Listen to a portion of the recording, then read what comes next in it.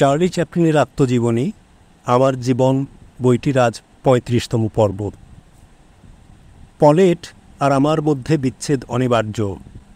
The great ডিক্টেটরের কাজ শুরুর আগে থেকেই আমরা দুজনেই ব্যাপারটা বুঝতে পারছিলাম। এবার সেই সময়টা উপস্থিত হলো। এবার সিদ্ধান্ত নিতে হবে। পলেট জানিয়ে গেছে ও প্যারামাউন্টের নতুন ছবিতে কাজ করতে ক্যালিফোর্নিয়া যাচ্ছে। আমিও নিউ ইয়র্কে থেকেই এদিক ওদিক ঘুরলাম। আমার ভাই ফ্রাঙ্ক টেলিফোনে জানালো পলেট নাকি বেভারলি হিলসে ফিরে এসেছিল, থাকেনি, নিজের জিনিসপত্র সব গুছিয়ে নিয়ে চলে গেছে। আমি যখন বেভারলি হিলসে ফিরলাম ও ততক্ষণে মেক্সিকো চলে গেছে। ওখান থেকে এই ডিভোর্সের জন্য আবেদন করবে। বাড়িতে এসে ভীষণ বিষণ্ণ লাগছিল, খাঁ খাঁ করছে বাড়িটা। ৮ বছর একসাথে ছিলাম, সেই বিচ্ছেদ মানিয়ে নেওয়া কঠিন বই কি। আমেরিকার মানুষের কাছে দি গ্রেট ডিক্টেটর দারুণ জনপ্রিয় হলেও এর বিরুদ্ধে মতও তৈরি হচ্ছিল। বুঝলাম বেভারলি হিলসে ফিরে এসে জনাকড়ি সাংবাদিককে ডেকেছিলাম বাড়িতে। সবাই চুপচাপ বসে আছে। তাদের পানীয় নিতে অনুরোধ করলাম, কেউ নিল না। সংবাদপত্রের লোকেদের পক্ষে এটা অস্বাভাবিক আচরণ। তাদের একজন আমাকে জিজ্ঞেস করলেন, আমাদের আপনি কী জন্য ডেকেছেন? আমি মজা করে বললাম, ওই ডিক্টেটরের জন্য একটু প্রচার চাই। আমি ওদেরকে বললাম মার্কিন প্রেসিডেন্টের সঙ্গে আমার সাক্ষাৎকারের কথা। এটাও জানালাম আমার ছবি আর্জেন্টিনার আমেরিকান দূতাবাসকে মুশকিলে ফেলেছে। তবু দেখি কারো মুখে কোনো কথা নেই। তখন ঠাট্টার ছলে বললাম, সব কিছু শুনে ভালো মনে হচ্ছে না, তাই না? এবার ওদের মুখপাত্র বললেন, না না, তা নয়, তবে আপনার জনসংযোগ খুব ভালো নয়। আপনি সংবাদ মাধ্যমকে কিছু না জানিয়েই এখান থেকে চলে গেলেন, এটা আমাদের ভালো লাগেনি। যদিও আমি জানতাম যে স্থানীয় সংবাদ মাধ্যম আমাকে খুব একটা পছন্দ করে না, তবুও ওনার কথায় আমি খুব অবাক হলাম। আসলে ওদের না জানিয়ে আমি চলে গিয়েছিলাম হলিউড থেকে, কারণ আমার মনে হয়েছিল ওদের যদি জানিয়ে নিউ ইয়র্কে যাই তাহলে যারা আমাকে পছন্দ করে না তারা নিউ ইয়র্কে দি গ্রেট ডিক্টেটর শুরু হওয়ার আগেই এমন নিন্দা শুরু করবে যে দর্শকরা ছবি দেখতেই আসবে না। এই ছবির পেছনে আমি $20 লক্ষ খরচ করেছি, এসব ঝুঁকি নেই কি করে? তা ওদের তো আর সে কথা বলা যায় না। তাই বললাম, আমেরিকাতেও নাৎসি বিরোধী ছবির অনেক শত্রু, তাই তাদের এড়াতেই আগে থেকে কাউকে খবর না দিয়ে চলে গেছি শেষ মুহূর্তে, তাই আপনাদের আগে থেকে জানাইনি। কিন্তু কিছুতেই ওদের বোঝানো গেল না। ওরা রাগ দেখিয়েই চলে গেল। কাগজে লিখতে লাগলো আমার বিরুদ্ধে। প্রথমে অল্প স্বল্প খোঁচা দেওয়া শুরু হলো, তারপর আমার খারাপ ব্যবহার নিয়ে গল্প। অবশেষে সেই শেষ অস্ত্র পলেট আর আমাকে নিয়ে মিথ্যা রটনাগুলো প্রচার করতে লাগলো। কিন্তু এইসব বিরোধিতা, অসহযোগিতা সত্ত্বেও দি গ্রেট ডিক্টেটর ইংল্যান্ড ও আমেরিকা এই দুই দেশেই সর্বকালের রেকর্ড ভেঙে এগিয়ে চলল। আমেরিকা তখনও যুদ্ধে যোগ দেয়নি। রুজভেল্ট তখন হিটলারের সঙ্গে ঠান্ডা যুদ্ধ চালিয়ে যাচ্ছিলেন। এদিকে নাৎসিরা আমেরিকার বিভিন্ন প্রতিষ্ঠান, বিভিন্ন সংগঠনে ঢুকে পড়েছিল। এই সংগঠন ও প্রতিষ্ঠানগুলো জেনে বা না জেনে নাৎসিদের হাতের পুতুল হয়ে উঠেছিল। দেশের পরিস্থিতি অত্যন্ত ভয়াবহ হচ্ছিল। হঠাৎ সেই নাটকীয় সংবাদ, জাপান পার্ল হারবার আক্রমণ করেছে। এই আকস্মিক ঘটনায় পুরো আমেরিকা হতবাক। তবে খুব শীঘ্রই পরিস্থিতি সামলে নিয়ে আমেরিকাও যুদ্ধের প্রস্তুতি নিয়ে নিল। আমেরিকান সৈন্য ছড়িয়ে পড়ল চারদিকে। এই পরিস্থিতিতে রাশিয়া হিটলারি শক্তিকে মস্কোর বাইরে রুখে দিয়েছিল। বারবার আবেদন জানাচ্ছিল শীঘ্রই দ্বিতীয় ফ্রন্ট খোলার জন্যে। রুজভেল্ট দ্বিতীয় ফ্রন্ট অনুমোদন করলেন। আমেরিকায় যদিও নাৎসি সমর্থকরা লুকিয়ে পড়েছে, কিন্তু তাতে কি? তারা তাদের বিষাক্ত ভাবনা তো ছড়িয়ে দিয়েছে কিছু মানুষের মধ্যে। তাদের মধ্য দিয়ে নাৎসি শক্তি সর্বতোভাবে চেষ্টা চালাচ্ছিল রাশিয়াকে আমরা যেন সাহায্য না করি। রাশিয়া আমাদের মিত্রশক্তি, তাদের পাশে দাঁড়ানো আমাদের কর্তব্য। অথচ প্রচার চলছিল আগে রাশিয়ানরা লড়াই করুক না, পরে আমরা যাব। দ্বিতীয় ফ্রন্ট খুলতে দেওয়া হলো না কিছুতেই। কি উৎকণ্ঠায় দিনগুলো কাটছিল। প্রত্যেক দিন খবর পাচ্ছিলাম হিটলারকে ঠেকাতে রাশিয়ার বীর সৈনিকরা নিহত হচ্ছেন। এইভাবে দিন পার হয়ে সপ্তাহ, সপ্তাহ পার হয়ে মাসের পর মাস কেটে গেল। নাৎসি বাহিনী মস্কোকে অবরুদ্ধ করে রেখেছিল। আমারও বিপদের সূত্রপাত সেই সময় থেকেই। রাশিয়া যুদ্ধত্রাণে আমেরিকান কমিটির পক্ষ থেকে আমি একটি ফোন পেলাম সান ফ্রান্সিসকো থেকে। ওনাদের প্রধান বক্তা মিস্টার জোসেফ ই ডেভিস, যিনি রাশিয়াতে আমেরিকান রাষ্ট্রদূত, তিনি খুবই অসুস্থ। এদিকে একাধিক সভার আয়োজন হয়ে গেছে, তাই এখনই আমাকে তার জায়গায় বক্তব্য রাখতে হবে বিভিন্ন সভায়, হাতে মাত্র কয়েক ঘন্টা সময়। তবু আমি প্রস্তাবটি গ্রহণ করলাম। পরের দিনই সভা, তাই আমি সান ফ্রান্সিসকো যাওয়ার রাতের ট্রেন ধরলাম। পরদিন সকালে 8টা নাগাদ পৌঁছে যাব। কমিটি পুরো কর্মসূচি আগে থেকেই ঠিক করে রেখেছিল। এখানে দুপুরে খাওয়া, ওখানে রাতের খাওয়া, মাঝে সভা, ভাবনা চিন্তা করার সময় কম। আমি আবার মূল বক্তা। যাই হোক, রাতে খাবার সময় 2-4 গ্লাস শ্যাম্পেন গলায় ঢেলে ভাবতে বসলাম। সভায় পৌঁছে দেখি সারা হল পরিপূর্ণ, 1010 শ্রোতা। মঞ্চে আমেরিকান সেনানায়কগণ বসে আছেন সান ফ্রান্সিসকো শহরের মেয়র রসি। শুরুতে মেয়র বক্তব্য রাখলেন। তার বক্তব্য সংক্ষিপ্ত, কিন্তু কোনো সঠিক দিশা নেই। উনি শুধু বললেন, আমাদের মনে রাখতে হবে রাশিয়া আমাদের মিত্রশক্তি।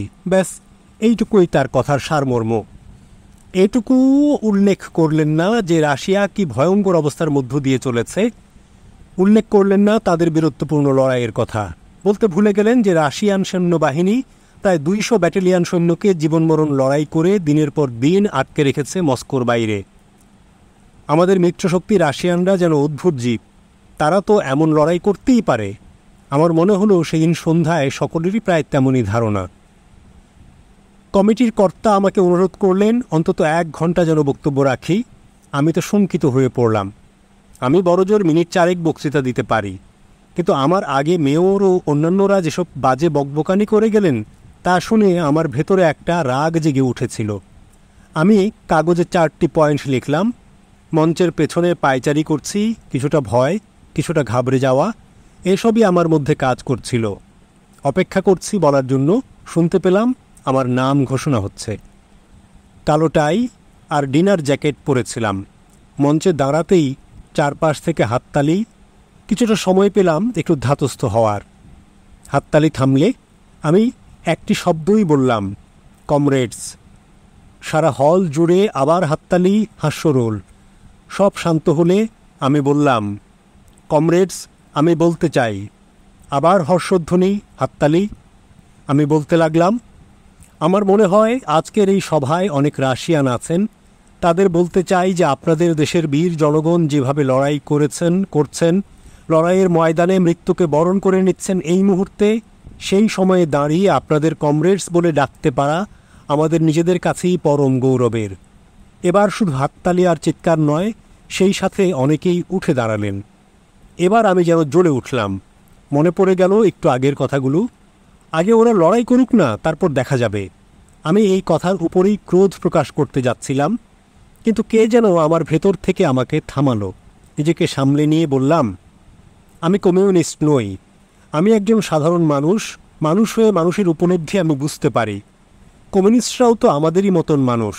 যুদ্ধে তারা হাত পা হারিয়ে আমাদের মতোই কষ্ট পায়। আমাদের মতোই তাদেরও মৃত্যু হয়। একজন কমিউনিস্টের মা তার সন্তানের মৃত্যুতে আমাদের মায়ের মতোই কষ্ট পান।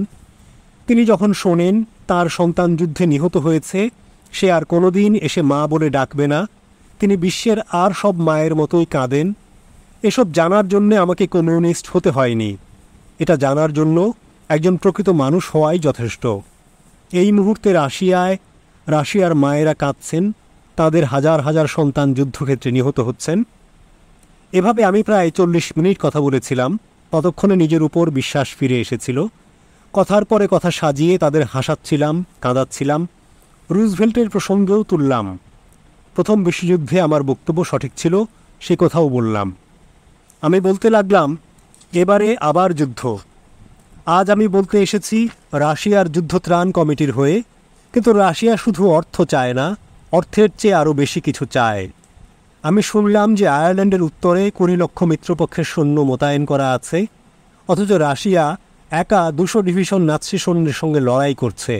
আমরা তাদের সাহায্য করতে পারছি না। ফলে কারও মুখে শব্দ নেই। আমি আবেগের সঙ্গে শুরু করলাম, রাশিয়ানরা আমাদের মিত্রপক্ষ, ওরা লড়াই করছে শুধু ওদের নিজেদের জীবনের জন্যে নয়, আমাদের জীবনের জন্যেও। আর আমি আমেরিকাবাসীকে যতটা জানি তা থেকে নিশ্চিত আমেরিকাও তাদের নিজেদের জীবনের জন্য যুদ্ধ করতে প্রস্তুত। স্তালিনও তাই চান, রুজভেল্টও সেই আহ্বানই রেখেছেন। সুতরাং আসুন আমরা আওয়াজ তুলি, এখনই দ্বিতীয় ফ্রন্ট খোলা হোক। এবার প্রায় 7 মিনিট ধরে ভয়ঙ্করভাবে হর্ষধ্বনি শোনা যেতে লাগল। আমি যা বললাম সমস্ত দর্শকও মনে প্রাণে সেটাই ভাবছেন। আমাকে আর তারা বলতে দেবে না। সবাই হাততালি দিচ্ছে, পায়ে শব্দ করছে, টুপি ছুঁড়ে দিচ্ছে শূন্যে। আমি অবাক হয়ে ভাবছিলাম, আমি কি একটু বেশিই বলে ফেলেছি? যা বলা উচিত ছিল তার চেয়েও বেশি। তারপরেই এমন ভীরু চিন্তার জন্যে নিজের উপরই রাগ হলো। আমি এত ভাবছি, আর ওদিকে হাজার হাজার রাশিয়ান লড়াই করছে, প্রাণ দিচ্ছে। অবশেষে সভা যখন শান্ত হলো, আমি বললাম, আপনারা যদি আমার বক্তব্য সমর্থন করেন তাহলে দয়া করে প্রত্যেকে একটা করে টেলিগ্রাম প্রেসিডেন্টকে পাঠান। আশা করি দ্বিতীয় ফ্রন্ট খোলার জন্য অনুরোধ জানিয়ে কালকের মধ্যে অন্তত 10,000 অনুরোধ প্রেসিডেন্টের কাছে পৌঁছে যাবে। সভা শেষে আমি উপলব্ধি করলাম পরিবেশ একেবারে টান টান উত্তেজনায় পূর্ণ হয়ে আছে। জন গারফিল্ড আর আমি কোথাও একটা খেতে গিয়েছিলাম। যেতে যেতে গারফিল্ড বলল, আপনার যথেষ্ট সাহস আছে। এই মন্তব্যে আমি খুশি হলাম না। আমি তো সাহস দেখাতে বা কোনো রাজনৈতিক উদ্দেশ্যে কথাগুলো বলিনি। আমি আমার মনের মধ্যে যা অনুভব করেছি তাই বলেছি, এবং যা বলেছি ঠিক বলেছি। জনের মন্তব্যে মনটা যেন খারাপ হয়ে গেল। তবে যে বক্তব্য আমি রেখেছি তার দাপটে মন খারাপও বেশিক্ষণ স্থায়ী হলো না। আমি বেভারলি হিলসে ফিরে এলাম। আমার জীবন চলতে লাগলো আগের মতোই। কয়েক সপ্তাহ পরে আবার অনুরোধ এলো, এবার ম্যাডিসন স্কোয়ারের জনসভায় টেলিফোনে বক্তৃতা দিতে হবে। এবারেও আমি রাজি হলাম। রাজি হব নাই বা কেন? এই সভার আয়োজন করেছে বিভিন্ন সংগঠন ও নানা সম্মানীয় ব্যক্তিবর্গ। আমি 14 মিনিট বক্তৃতা দিলাম। Council of the Congress of industrial organisation স্থির করল আমার বক্তব্যটি ছেপে প্রচার করবে। এই উদ্যোগে আমি একাই ছিলাম না, নিচের পুস্তিকার বক্তব্য থেকেই বোঝা যাবে। ভাষণ: রাশিয়ার যুদ্ধক্ষেত্রেই স্থির হবে গণতন্ত্র বাঁচবে নাকি ধ্বংস হবে। বিশাল মানুষের ভিড়।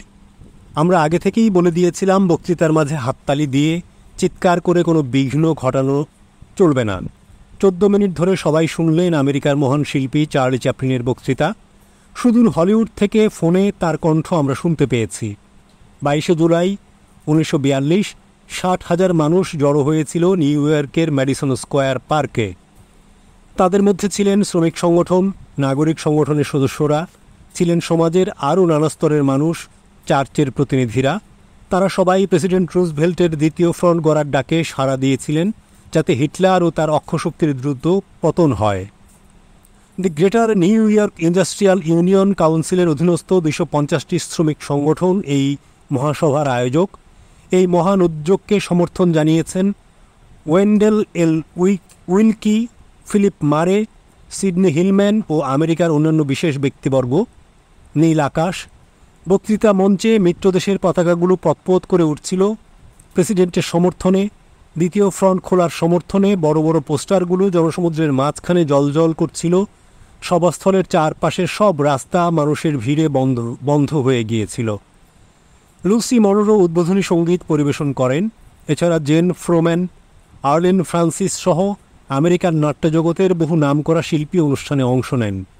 অনুষ্ঠানে বক্তব্য রাখেন মার্কিন যুক্তরাষ্ট্রের সিনেটের সদস্য জেমস মিড ও ক্লড পেপার, মেয়র এইচ লা গোয়ার্ডিয়া, লেফটেন্যান্ট গভর্নর চার্লস পলিটি, আঞ্চলিক প্রতিনিধি ভিটো মার্কান্টোনিও, মাইকেল কুইল। এছাড়া ছিলেন ইউনিয়ন কাউন্সিলের সভাপতি জোসেফ কুরান। সেনেটর মিড বলেন, আমরা তখনই এই যুদ্ধে জয়ী হতে পারব যখন সমগ্র এশিয়া, ইউরোপ, আফ্রিকার সমস্ত মানুষকে এই স্বাধীনতার যুদ্ধে সামিল করতে পারব। সেনেটর পেপার বলেন, যে আমাদের উদ্যোগকে বাধা দেবে সে প্রজাতন্ত্রের শত্রু। জোসেফ কুরান বলেন, আমাদের সঙ্গে মানুষ আছেন, আমাদের সম্পদ আছে। আমরা জানি জয়ী হওয়ার একটাই রাস্তা, তা হলো দ্বিতীয় ফ্রন্ট খোলা। প্রেসিডেন্ট, দ্বিতীয় ফ্রন্ট, আমাদের বীর সৈন্যগণ, সোভিয়েত ইউনিয়নের মানুষ, ব্রিটেন ও চীনের মানুষ, এই সব নাম উল্লেখের সাথে সাথে অগণিত মানুষের হর্ষধ্বনিতে আকাশ বাতাস পূর্ণ হয়ে উঠেছিল। তারপর ভেসে এলো চার্লি চ্যাপলিনের বক্তৃতা। এখনই দ্বিতীয় ফ্রন্ট খোলার জন্য প্রেসিডেন্টের সমর্থনে সভা, ম্যাডিসন স্কোয়ার পার্ক, 22 জুলাই 1941। রাশিয়ার যুদ্ধক্ষেত্রেই স্থির হবে গণতন্ত্র বাঁচবে না তার মৃত্যু হবে। মিত্রশক্তির ভাগ্য নির্ধারণ করছে কমিউনিস্টদের হাতে। রাশিয়ার যদি পতন হয় তাহলে এই বিশ্বের সবচেয়ে বৃহৎ ও সমৃদ্ধ মহাদেশ এশিয়ার পতন ঘটবে। কুক্ষিগত হবে নাৎসি বাহিনীর। জাপ বাহিনী ও নাৎসি বাহিনী মিলে সারা দুনিয়ার সমস্ত গুরুত্বপূর্ণ যুদ্ধ রসদ দখল করে নেবে। হিটলারকে তখন পরাজিত করার শক্তি আমরা কোথায় পাব? পরিবহন সমস্যা, 1000 মাইল দূরবর্তী স্থানের সঙ্গে যোগাযোগের সমস্যা, ইস্পাত, তেল আর রাবার সংগ্রহের সমস্যা, সেই সাথে দেশে দেশে বিরোধ বাঁধিয়ে দেওয়ার হিটলারি চক্রান্ত, এসব সমস্যা তো আছেই। সেই সাথে যদি রাশিয়া যুদ্ধে পরাজিত হয় তাহলে আমরা ভয়ানক বিপদের মধ্যে পড়ব। কেউ কেউ বলছেন যুদ্ধ চলবে 10 বা 20 বছর ধরে। আমার মনে হয় এভাবে কিছু বলা যায় না। এরকম পরিস্থিতিতে এই রকম কঠিন শত্রুর মুখোমুখি ভবিষ্যৎ ভীষণ অনিশ্চিত। আমরা কি জন্য অপেক্ষা করছি? আজ রাশিয়ার পাশে দাঁড়ানো অত্যন্ত জরুরি। তারা বারবার দ্বিতীয় ফ্রন্ট খোলার জন্য অনুরোধ জানাচ্ছে। মিত্রশক্তির মধ্যে দ্বিতীয় ফ্রন্ট খোলা নিয়ে মতবিরোধ দেখা দিয়েছে। বলা হচ্ছে দ্বিতীয় ফ্রন্টে সরবরাহের মতো যথেষ্ট রসদ নাকি মিত্রপক্ষের হাতে নেই। আবার কখনো বলা হচ্ছে তাদের রসদ আছে। এটাও বলা হচ্ছে দ্বিতীয় ফ্রন্ট খোলা হলে পরাজয় অনিবার্য, তাই জয় নিশ্চিত না হওয়া পর্যন্ত দ্বিতীয় ফ্রন্ট খোলা যাবে না। কিন্তু একেবারে নিশ্চিত, একেবারে প্রস্তুত না হওয়া পর্যন্ত কি সময় অপেক্ষা করবে? আমরা কি নিজেদের সত্যি নিশ্চিত করতে পারব? যুদ্ধে কোনো নিরাপদ কৌশল নেই। এই মুহূর্তে জার্মানরা ককেশাস থেকে 35 মাইল দূরে অবস্থান করছে। ককেশাস যদি ওরা দখল করতে পারে, রাশিয়ার 95% তেল ওদের হাতে চলে যাবে। 10,000 মানুষ মৃত্যুর মুখোমুখি, আর লক্ষ লক্ষ মানুষ মৃত্যুর দিকে এগোচ্ছে। এখন আর সময় নেই। এখন আমাদের মন খুলে কথা বলতেই হবে। নিজের কাছেই আজ নিজের প্রশ্ন, আমরা কি করব?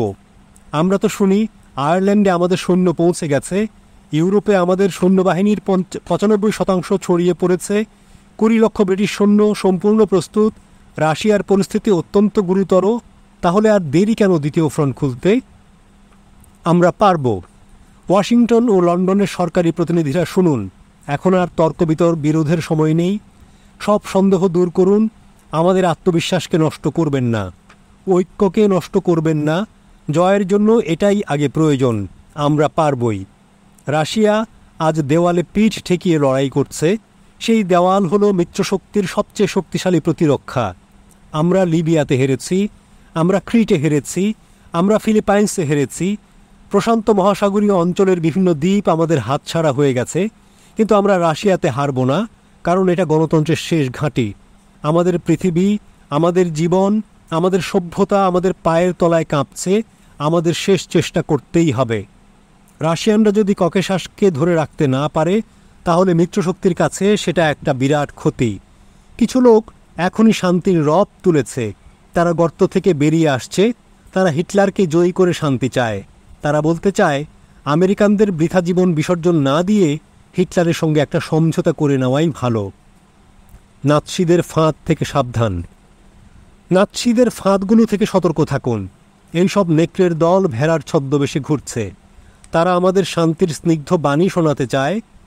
আমরা বুঝে ওঠার আগেই তারা আমাদের মাথায় ঢুকিয়ে দিতে চায় নাৎসি চিন্তা চেতনা।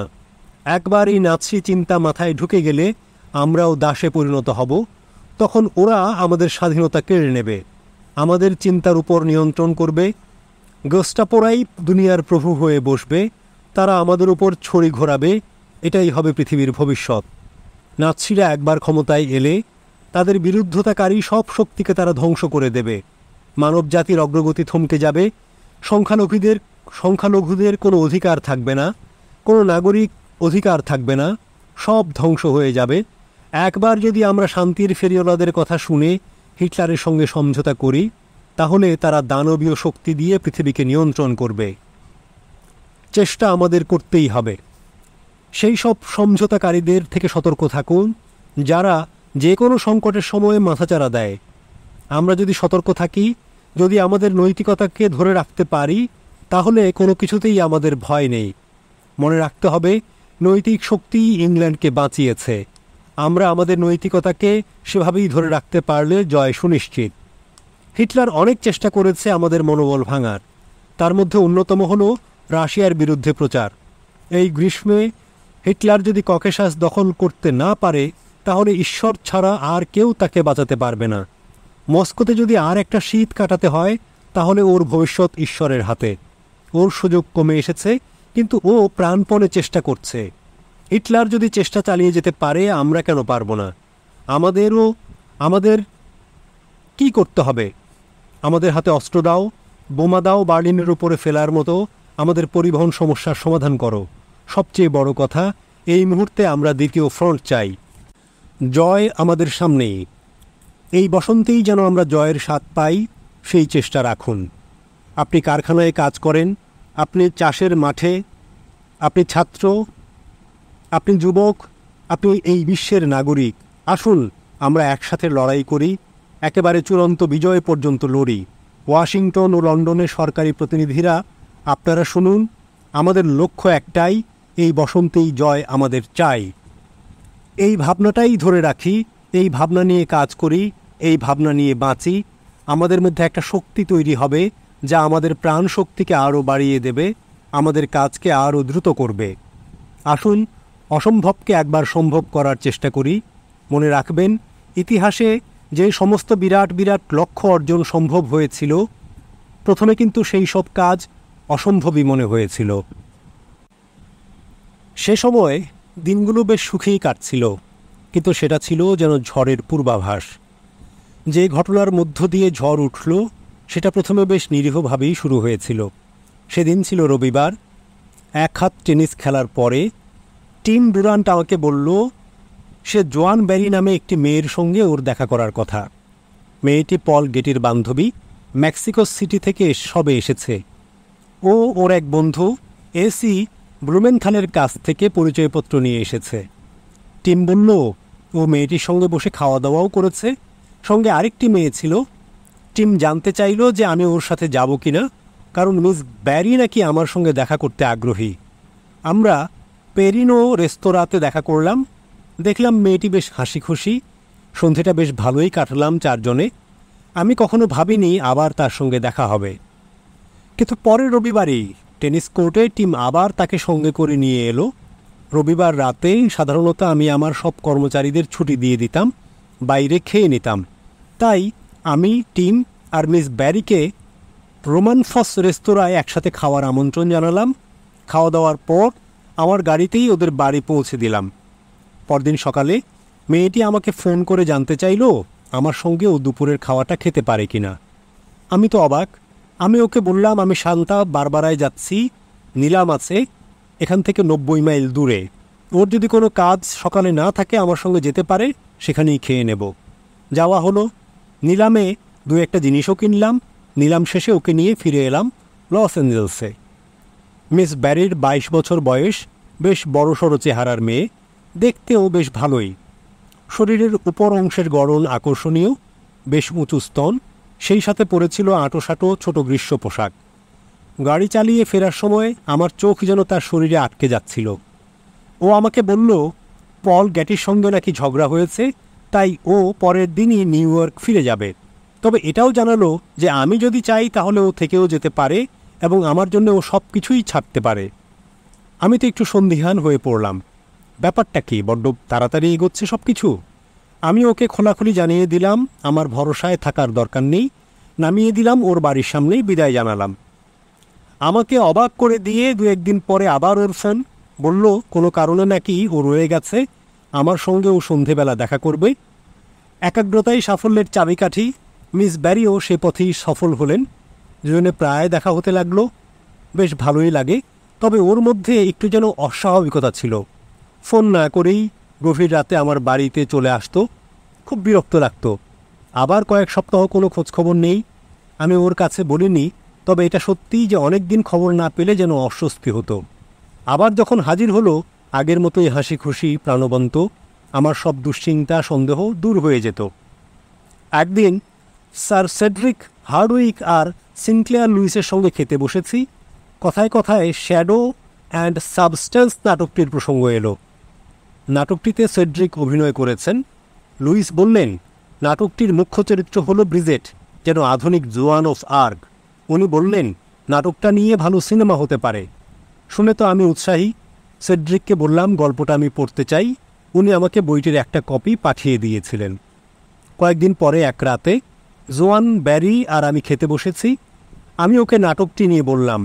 ও বলল নাটকটিও দেখেছে, ওর খুব ইচ্ছা যে ও মেয়েটির ভূমিকায় অভিনয় করবে। তখন ওর কথায় তেমন গুরুত্ব দেয়নি, কিন্তু পরে ও আমাকে নাটকের কিছুটা অংশ পড়ে শোনালো। অবাক হয়ে শুনলাম ওর উচ্চারণ চমৎকার। আয়ারল্যান্ডের উচ্চারণ ভঙ্গিতে বেশ ভালোই লাগছে শুনতে। আমি খুব খুশি হয়ে ওকে না জানিয়েই ওর মুখের একটা ছবি নিয়ে দেখলাম, বেশ ভালোই লাগছে। এবার ওর সম্পর্কে আমার সব বিরক্তি দূর হয়ে গেল। মনে হলো আমি যেন একটা আবিষ্কার করেছি। তবে ওর একটু অভিনয় শেখা দরকার, তাই ওকে বললাম ম্যাক্স রেইনহার্ডের নাটক শেখার স্কুলে ভর্তি হয়ে যেতে। ও রাজি হয়ে গেল। এবার ও নাটক শিখতে এত ব্যস্ত হয়ে পড়ল যে ওর সাথে আমার আর দেখাই হতো না। তখনও নাটকটির সত্ত্ব কেনা হয়নি। দেখা করলাম ম্যাড্রিকের সঙ্গে। সত্ত্ব কেনায় উনি খুব সাহায্য করলেন। $25,000 ছবির সত্ত্ব কেনা হয়ে গেল। ব্যারির সঙ্গেও সপ্তাহে $250 বেতন দেওয়ার চুক্তি হয়ে গেল। আমি যেন আধু স্বপ্নের মধ্য দিয়ে চলেছি। কোথায় যে স্বপ্নের শেষ আর বাস্তবের শুরু কে জানে। সেই স্বপ্নের ঘোরের মধ্যেই কয়েক মাস ধরে আমি চিত্রনাট্য লিখতে লাগলাম। তারপরেই অদ্ভুত সব ঘটনা ঘটতে লাগলো। ব্যারি তার গাড়ি নিয়ে সারা রাত এদিক ওদিক ঘোরে, মদ খেয়ে চুর হয়ে থাকে। কখনো এমন অবস্থা হয় যে আমার ড্রাইভারকে সেই রাতে ঘুম থেকে তুলে গাড়ি করে তাকে বাড়ি পৌঁছে দিতে হয়। একবার গাড়ির এমন অ্যাক্সিডেন্ট করলো যে গাড়ি সেখানেই ফেলে আসতে হলো। এই অবস্থা দেখে আমি তো আশঙ্কিত। এখন ওর নাম চ্যাপলিনের স্টুডিওর সঙ্গে জড়িয়ে গেছে। এবার ও যদি মাতাল অবস্থায় রাস্তায় পুলিশের হাতে ধরা পড়ে, সেই নিয়ে নিন্দার ঝড় বইবে। শেষ পর্যন্ত ও এতটাই উচ্ছৃঙ্খল হয়ে উঠল যে ও ফোন করলে আমি সাড়া দিতাম না, এমনকি ওকে দরজাও খুলে দিতাম না। ও খেপে গিয়ে আমার জানালায় ধাক্কা দিত। আমার অবস্থা হয়ে উঠল শোচনীয়। খবর পেলাম ও অভিনয় শেখার স্কুলেও বহুদিন যাচ্ছে না। ওকে সে কথা বলতে যেতে ও জানিয়ে দিল অভিনেত্রী হওয়ার ইচ্ছে ওর নেই। তাই আমি যদি ওর আর ওর মায়ের জন্য নিউ ইয়র্ক ফেরার গাড়ি ভাড়া দিয়ে দিই আর সেই সাথে আরও $1,500, তাহলে ও আমার সঙ্গে হওয়া চুক্তি বাতিল করে দেবে। এ পরিস্থিতিতে আমি খুশি হয়েই ওর সব দাবি মেনে নিলাম। ওকে গাড়ি ভাড়া আর $5,000 দিয়ে ওর হাত থেকে মুক্তি পেয়ে হাঁফ ছেড়ে বাঁচলাম। যদিও ততদিনে ব্যারিকে নিয়ে সিনেমা করার পরিকল্পনা অনেকটাই এগিয়েছিল। ছবির সত্ত্ব কেনা, চিত্রনাট্য লেখা সবই হয়ে গিয়েছিল। ভেবেছিলাম ছবিটা ভালোই হবে। সবই থেমে গেল। খরচও হলো অনেক, তবু দুঃখ নেই। সান ফ্রান্সিসকোর সেই সভার পর অনেক মাস পার হয়ে গেছে। রাশিয়ানরা তখনও দ্বিতীয় ফ্রন্ট খোলার জন্য আবেদন জানিয়ে চলেছে। নিউ ইয়র্ক থেকে আবার একটা অনুরোধ এলো, কার্নিগি হলে বক্তৃতা দিতে হবে। এবার ভাবতে বসলাম আমি কি সভাতে যাব নাকি যাব না। শেষ পর্যন্ত সিদ্ধান্তে এলাম, এই উদ্যোগের শুরু থেকেই তো আমি ছিলাম, আমি এবারেও যাব। কিন্তু একদিন পরেই জ্যাক ওয়ার্নার আমার টেনিস কোর্টে খেলছিল। ওকে সভার ব্যাপারটা বললাম। আমার কথা শুনে ও মাথা নাড়িয়ে বলল, যেও না। আমি জানতে চাইলাম কেন যাব না। ও কারণটা বলল না, শুধু বলল আমার কথা শোনো, যেও না। এতে আমার জেদ আরও বেড়ে গেল। আমি ঠিক করলাম যে আমি যাবই, দেখি কে আমাকে আটকায়। সে সময় এমন পরিস্থিতি, দ্বিতীয় ফ্রন্ট খোলার জন্যে আমেরিকানদের মধ্যে সহানুভূতির কোনো অভাব নেই।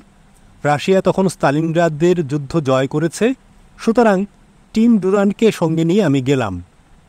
কার্নিগি হলে পৌঁছে দেখি সেখানে পার্ল বাক, রকওয়েল কেন্ট, অরসন ওয়েলস সহ নানা বিশিষ্ট ব্যক্তি উপস্থিত। অরসন বলতে উঠলেন, কিন্তু বিরোধীদের মুখোমুখি হওয়ার ভয়ে বেশি যেন কথা বাড়ালেন না। আমার আগেই ওনার বলার পালা ছিল।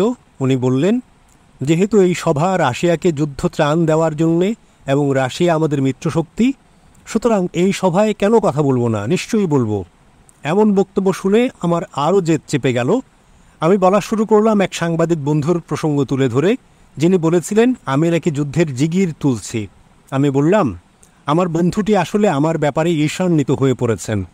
উনি নিজেই আসলে আমার সঙ্গে যুদ্ধ করতে চাইছেন। আসলে কৌশল নিয়েই আমাদের মধ্যে মতভেদ। ও দ্বিতীয় ফ্রন্ট চায় না, কিন্তু আমি চাই এই মুহূর্তে। এই সভা প্রসঙ্গে ডেইলি ওয়ার্কার লিখেছিল, সভাটি ছিল চার্লি ও শ্রোতাদের মধ্যে এক ভালোবাসার উৎসব। কিন্তু আমার মধ্যে যেন একটা মিশ্র প্রতিক্রিয়া হচ্ছিল। সমর্থন খুবই পেয়েছি, তবুও যেন কোথায় একটা অমঙ্গলের সম্ভাবনা দেখছিলাম। কার্নেগি হল থেকে বেরিয়ে আমি ও টিম এবং কনস্ট্যান্স কালিয়ারকে নিয়ে খেতে গেলাম। কালিয়ার বামপন্থী সমর্থক, সভা দেখে ও তো খুবই খুশি। ওয়ার্ল্ড অ্যাস্টোরিয়া হোটেলে উঠলাম। দেখি জোয়ানবেরির কাছ থেকে অনেকবার টেলিফোন বার্তা। আমি তো ভয় পেলাম। টেলিফোন অপারেটরকে বলে দিলাম আমাকে যেন ফোন না করে কেউ, কিন্তু টিম বলল, ঠিক করলে না, বরং কথা বলে নিলেই পারতে, না হলে হয়তো এখানে এসেই হাজির হয়ে একটা কাণ্ড ঘটাবে। সেই মতোই আবার বলে দিলাম। আবার ফোন এলো, ব্যারেরই ফোন। দেখলাম ও বেশ স্বাভাবিক, হাসি খুশি। বলল আমার সঙ্গে দেখা করতে চাই এমনি। আমি রাজি হলাম। টিমকে বললাম আমার সঙ্গে থেকেও, ছেড়ে যেও না। জোয়ান বেরি এলো, বলল নিউ ইয়র্কে এসে ও পল গেটের পিয়ের হোটেলে উঠেছে। আমি ওকে মিথ্যা করে বললাম এখানে আমরা মাত্র 2-1 দিন থাকবো, দেখি ওর মধ্যে যদি কোথাও একদিন একসাথে খাওয়া যায়। ও আধ ঘন্টা ছিল। পিয়ের হোটেলে গিয়ে ওর ঘরটা একবার দেখে আসতে বলল। অন্তত সিঁড়ি অবধি এগিয়ে দেওয়ার জন্য জোরাজুরি করছিল। আমি সন্দেহ করতে লাগলাম এর পেছনে কোনো আবার উদ্দেশ্য আছে কি না। যাই হোক, ওকে আমি হোটেলের দরজায় বিদায় জানালাম। নিউ ইয়র্কে এটাই ওর সঙ্গে আমার প্রথম ও শেষ দেখা। নিউ ইয়র্কে দ্বিতীয় ফ্রন্টের সমর্থনে আমি যে বক্তব্য রেখেছিলাম, তারপর থেকে সামাজিকভাবে আমি যেন একঘরে হয়ে পড়েছিলাম। কেউ আর ডাকে না। সপ্তাহ শেষের ছুটি একসাথে কাটানোর কোনো নিমন্ত্রণ পাই না। কার্নেগি হলে সভার পর শুধু ক্লিফটন ফডিম্যান একবার ডেকেছিলেন। উনি লেখালেখি ছাড়াও কলম্বিয়া ব্রডকাস্টিং সিস্টেমের সঙ্গে কাজ করতেন। উনি আমাকে বললেন আমি আমার বক্তব্য আন্তর্জাতিক স্তরে তুলে ধরতে চাই কিনা। তাহলে কলম্বিয়া আমাকে 7 মিনিট সময় দেবে আমার বক্তব্য বলার জন্য। আমি তো শুনে প্রায় রাজিই হয়ে গিয়েছিলাম, কিন্তু যখন শুনলাম কেট স্মিথের কর্মসূচির উপরে বলতে হবে, তখনই আমি প্রস্তাব বাতিল করে দিলাম। প্রচুর চিঠিপত্র অবশ্য আসছিল। তার মধ্যে একটি ছিল গেরাল্ড কে স্মিথের কাছ থেকে। উনি জানিয়েছিলেন যে উনি দ্বিতীয় ফ্রন্ট নিয়ে আমার সঙ্গে একটা বিতর্ক চান। এছাড়াও ছিল নানা জায়গায় বক্তৃতা দেওয়ার অনুরোধ, সবই সেই দ্বিতীয় ফ্রন্ট নিয়ে। আমার মনে হচ্ছিল আমি যেন ধীরে ধীরে রাজনৈতিক আবর্তে ঢুকে যাচ্ছিলাম। আমি নিজে প্রশ্ন করছিলাম আমার উদ্দেশ্য কী, আমার মধ্যে অভিনেতার সত্তা আমাকে কতটা উজ্জীবিত করছে, আর শ্রোতাদের সামনে সরাসরি উপস্থিত হয়েই বা আমি কতটুকু খুশি হচ্ছি। আমি যদি নাৎসি বিরোধী ছবি না করতাম, তাহলে কি আমি এই নতুন পথে চলতে পারতাম? এসবই কি সবাক ছবির প্রতি আমার বিতৃষ্ণার ফল? মনে হয় এসব কিছুই হয়তো জড়িয়ে আছে। তবে এসব কিছুর মধ্যেও আমার সবচেয়ে শক্তিশালী অনুভূতি হলো নাৎসি ব্যবস্থার প্রতি আমার তীব্র ঘৃণা ও বিতৃষ্ণা।